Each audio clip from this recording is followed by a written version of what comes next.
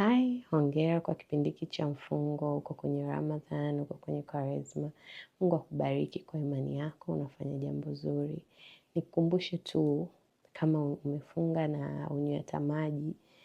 Sio jambo baya, lakini mojawapo wa kazi za maji ni kutengeneza mate kwenye mwili wako. Mate yanapozunguka mdomoni yanasaidia kusafisha na kufanya mdomo wako usio na harufu mbaya.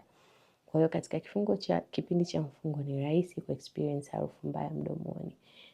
Kwa hiyo jitahidi kabla hujaenda kwenye nyumba ya sala au hujaenda kutana na watu, unaweza kusukutua mdomo wako na maji.